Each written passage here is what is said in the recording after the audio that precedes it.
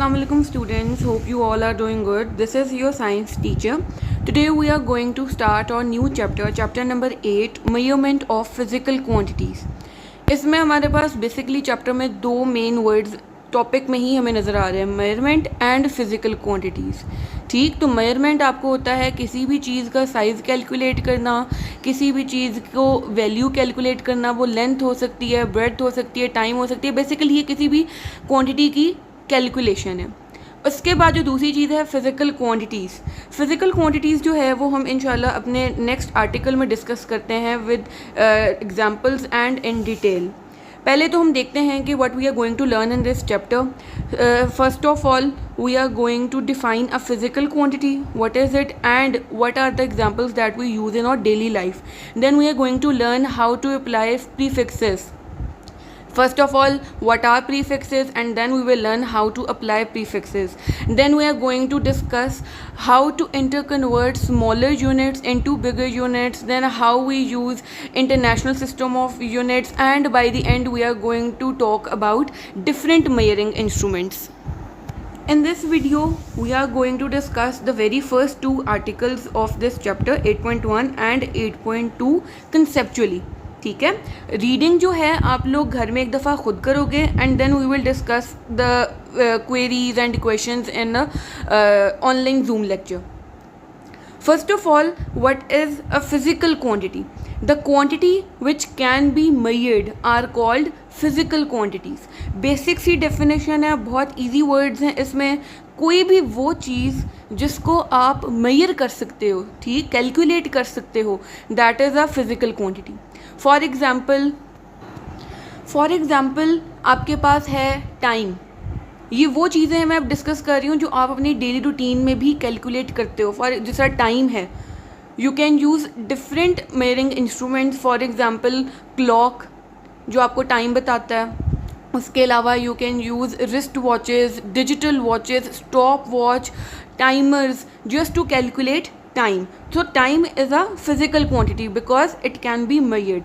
उसके बाद अगर आपको कहा जाता है कि फॉर एग्ज़ाम्पल आपके पास एक बुक है, ठीक, आपको कहा जाता है कि you need to calculate its dimensions, या आपने इसकी मेजरमेंट बतानी है कि जी उसकी कितनी लेंथ है, कितनी ब्रेड्थ है, या उसकी कितनी विड्थ है, या वो कितनी उसकी वो है, मोटाई कितनी है. तो ये सारी चीज़ें आप कैलकुलेट कर सकते हो. तो ये क्या है आपके पास, लेंथ. तो length is also a physical quantity.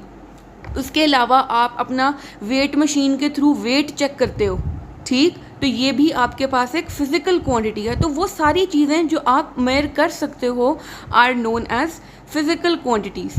इसके अलावा भी, और सिर्फ यही नहीं है कि लेंथ, मास, टाइम या वॉल्यूम है. उसके अलावा आपके पास बहुत सी हैं आपके पास फ़िज़िकल क्वांटिटीज़, लेकिन जो इस चैप्टर में हम डिस्कस करेंगे वो आपके पास जो मेनली है वो length, mass, time and volume है. इसके अलावा आप और क्या कैलकुलेट कर सकते हो, आपकी गाड़ियों में स्पीडोमीटर लगा होता है, जो आप कहते हो कि अक्सर आप डिस्कस भी करते हो कि now the car is moving with the speed of 70 kilometres per hour. तो आप क्या कैलकुलेट कर रहे हो, आप स्पीड कैलकुलेट कर रहे हो. तो speed is also physical quantity. उसके अलावा आपको रोज़ाना न्यूज़ में बताया जाता है कि जी आज गुजरात में या लाहौर में या वर्ल्ड वाइड आज इतना टेम्परेचर है. For example 28 degree Celsius temperature है. तो इट मीन्स आप टेम्परेचर मेजर कर सकते हो. तो temperature is also physical quantity. आपने इन सारी चीज़ों में एक चीज़ नोटिस की होगी कि सब को मेजर करने के लिए एक हमें कोई ना कोई डिवाइस, कोई ना कोई इंस्ट्रूमेंट चाहिए होता है. तो हम उसको क्या कहते हैं, मेजरिंग इंस्ट्रूमेंट, ठीक. और हमारे पास हर क्वांटिटी के लिए एक डिफरेंट, एक नहीं एक से ज़्यादा भी हो सकते हैं, डिफरेंट मेजरिंग इंस्ट्रूमेंट्स अवेलेबल होते हैं. Next thing is very important to learn and understand as well that we need two characteristics for the measurement of any physical quantity. आपके पास कोई भी फिज़िकल क्वांटिटी है, आपको उसको डिफ़ाइन करने के लिए, उसको बताने के लिए, उसको समझाने के लिए आपको दो फिज़िकल क्वांटिटीज़ चाहिए होती हैं. आपके पास, आपने हमेशा से देखा है कि जब भी हम बात करते हैं, फॉर एग्ज़ाम्पल कहते हैं कि जी आज गुजरात में 30 डिग्री सेल्सियस टेम्परेचर था. उसके बाद आप कहते हो कि जी आपके पास कोई भी बुक है, उसकी लेंथ आई है 15 सेंटीमीटर्स. उसके बाद आप कहते हो कि जी मेरा वेट जो है दैट इज़ 50 kgs. तो ये डिफरेंट फिजिकल क्वांटिटीज़ है ना। 30 डिग्री सेल्सियस क्या है, टेम्परेचर है। 15 सेंटीमीटर क्या है, लेंथ है। 50 केजी क्या है, किसी भी चीज़ का मास है। उसके अलावा आप कहते हो कि जी जो डिस्टेंस किसी ने आपने आपके स्कूल से लेके घर तक का जो डिस्टेंस है वो कितना है, लेट से आप कहते हो कि जी 40 मीटर्स है। तो ये सारी डिफरेंट डिफरेंट फिजिकल क्वांटिटीज़ हैं। लेकिन आपने एक चीज़ नोटिस की होगी कि जितनी भी आपके पास फिजिकल क्वांटिटीज़ हैं उनको एक्सप्लेन करने के लिए दो चीज़ें हमें चाहिए। पहली चीज़ क्या है, आप देखें सब में नंबर्स गिवन है, 30, 15, 50, 40 के हर कोई भी दुनिया की आप फिज़िकल क्वांटिटी ले लो, आपको बताने के लिए एक नंबर लाजमी चाहिए होगा। उस नंबर को आप क्या कहते हो, मैग्नीट्यूड। आपकी थर्ड लाइन में वर्ड लिखा हुआ है मैग्नीट्यूड, लर्न इट्स स्पेलिंग्स, बहुत इंपॉर्टेंट है ये। मैग्नीट्यूड, मैग्नीट्यूड क्या होता है, आपके पास कोई भी नंबर, कोई भी न्यूमेरिकल वैल्यू, ठीक। उसके बाद जो दूसरी चीज़ जो आपने नोटिस की होगी कि जो सब में है वो क्या है, यूनिट। हर 30 डिग्री सेल्सियस, उसके अलावा सेंटीमीटर, उसके अलावा केजी, उसके अलावा मीटर्स। तो कहने का मतलब है कि आपको हर चीज़, कोई भी फिजिकल क्वांटिटी है उसको एक्सप्लेन करने के लिए दो चीज़ें चाहिए, one is magnitude and the other is unit. अच्छा, अब मैं आपको इन दोनों वर्ड्स की जो हमने अभी पढ़े हैं, मैग्नीट्यूड एंड यूनिट, इनकी प्रॉपर डेफिनेशन बताने लगी हूँ। सब बच्चों के पास लेड पेंसिल हो उनके हाथ में और सबके बुक्स पे ये डेफिनेशंस लिखी हुई हूँ। आपके पास जो होता है magnitude, what is magnitude, magnitude is a numerical value, numerical value और एनी नंबर, न्यूमेरिकल वैल्यू वही होता है ना, कोई भी नंबर हो। उसके बाद what is unit, the standard quantity used for measuring unknown quantity is known as unit.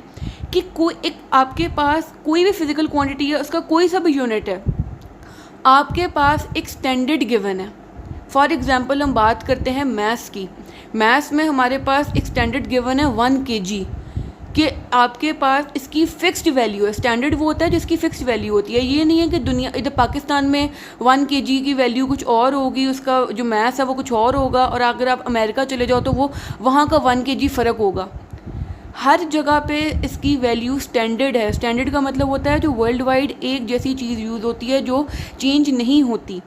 तो आपके पास, आपने फॉर एग्जाम्पल, इसकी एग्जांपल मैं आपको इस तरह देती हूँ कि जिस तरह आपने अक्सर ग्रोसरी करने जाते हो, आप बॉयज़ हो, आपको आइडिया होगा, आप ग्रोसरी करने जाते हो, इसके अलावा आप इवन के सब्जियाँ भी लेने जाते हो, तो आपने देखा होगा कि आपके पास एक सामने उन्होंने वेट मशीन रखी होती है, एक साइड पे क्या होता है वेट मशीन, और साथ आपके पास उसको बेसिकली साइंटिफिक जो लैंग्वेज है उसमें आप कहते हो बैलेंस, ठीक है।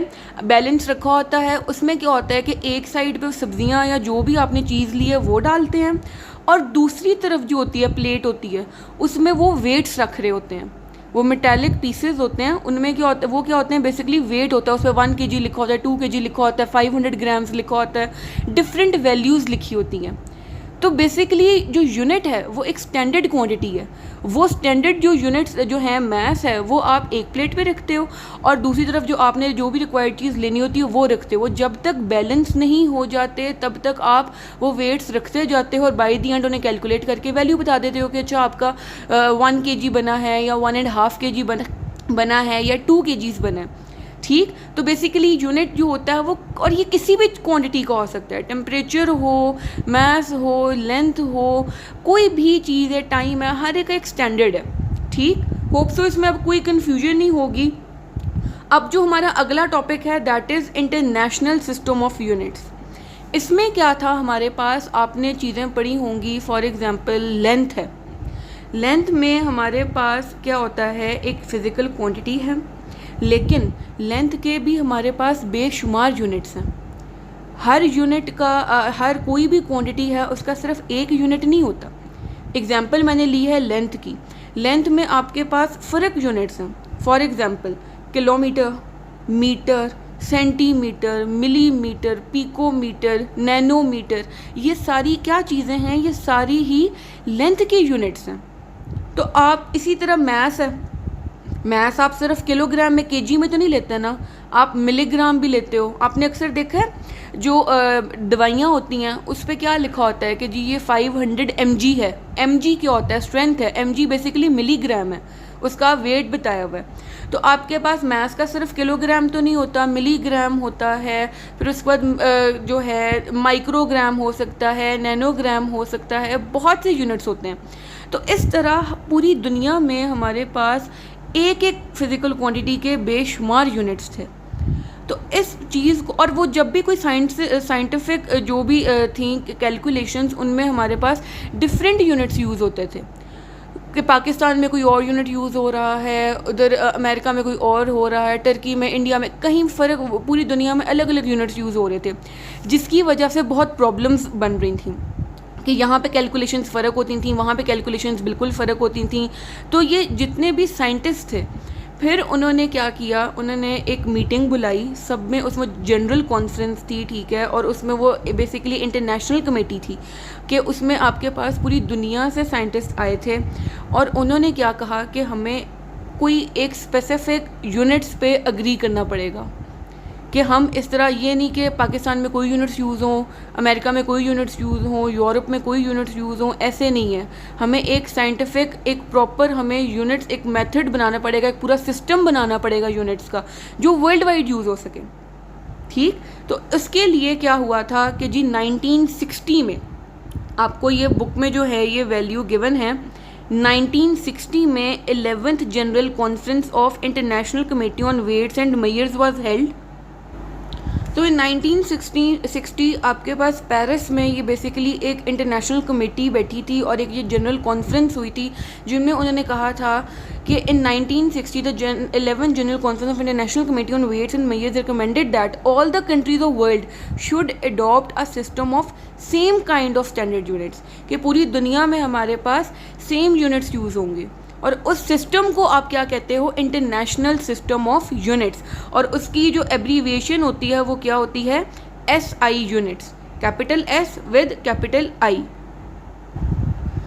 तो उन्होंने फिर बाय द एंड इस जो जनरल कॉन्फ्रेंस में हमारे पास जो सारी मीटिंग हुई थी, उन्होंने क्या उसमें डिसाइड किया कि हमारे पास जो एक फ़िज़िकल क्वांटिटी है लेंथ, उसका जो हमेशा हम यूनिट यूज़ करेंगे लेंथ का, वो क्या होगा, मीटर। जहाँ जहाँ पूरी दुनिया में SI यूनिट की बात आएगी, वहाँ पे हर एक को पता होगा कि जी लेंथ का यूनिट हम यहाँ पे क्या कंसिडर कर रहे हैं, मीटर। मास के लिए हम क्या यूज़ करेंगे, किलोग्राम। टाइम के लिए हम क्या यूज़ करेंगे, सेकंड। वॉल्यूम के लिए हम क्या यूज़ करेंगे, क्यूबिक मीटर। तो ये वो एक सिस्टम बनाया गया, स्टैंडर्ड बनाए गए, जिनमें उन्होंने बताया कि जी जो हमारे पास ये फिजिकल क्वांटिटीज़ हैं, लेंथ, मास, टाइम, जिनके आगे उन्होंने सिंबल्स भी दिए हुए हैं कि लेंथ को हम रिप्रेजेंट करते हैं स्मॉल l से, मास को रिप्रेजेंट करते हैं m से, टाइम को t से, वॉल्यूम को कैपिटल V से। तो ये बेसिकली सिंबल्स हैं किनके, फिजिकल क्वांटिटीज़ के। उसी तरह फिर आगे आपको यूनिट जो है मीटर, उसका भी आगे सिंबल गिवन है, दैट इज़ कैपिटल M।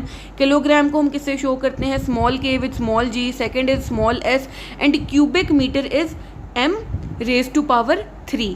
तो ये आपको याद होने चाहिए, ये टेबल बहुत इंपॉर्टेंट है, आपने याद भी करना है। उसके अलावा आपको नीचे एंड में 2 कन्वर्जन्स बताई हुई हैं ये, कि 1 metre cube is equal to 1000 litres and 1 litre is equal to 1000 millilitre और 1000 क्यूबिक सेंटीमीटर।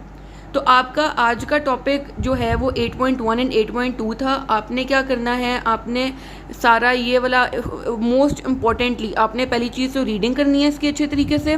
उसके अलावा आपको जो इसमें ये MCQs हैं ये पता होने चाहिए, ये कॉन्फ्रेंस कब हुई, कहाँ हुई, उस कॉन्फ्रेंस का नाम क्या था, एब्रीविएशन क्या थी। उसके अलावा आपको जो है ये टेबल पता होना चाहिए, ठीक, कौन कौन सी फिजिकल क्वांटिटीज़ के क्या क्या यूनिट्स हैं और उनके आगे क्या क्या सिंबल्स हैं। उसके बाद आपके पास ये जो हमने कन्वर्जन्स पढ़ी हैं, आपको इनकी वैल्यूज़ पता होनी चाहिए। उसके बाद हमने जो आर्टिकल 8.1 पढ़ा, उसमें ये मेन जो पॉइंट्स हैं हमने अंडरलाइन किए हैं। पहले तो उसकी डेफिनेशन है विद एग्जांपल, जो उन्होंने लेंथ, मास, टाइम, वॉल्यूम आता है, एग्जांपल ऑफ फिजिकल क्वांटिटीज़। उसके बाद आपके पास जो है नीचे जो मैंने रेड लाइन से अंडरलाइन किया हुआ है वो है आपको मैग्नीट्यूड और यूनिट का पता होना चाहिए। ये बेसिकली क्या है, ये 2 इंपॉर्टेंट करेक्टरिस्टिक्स हैं, 2 थिंग्स हैं that are very common in every physical quantity.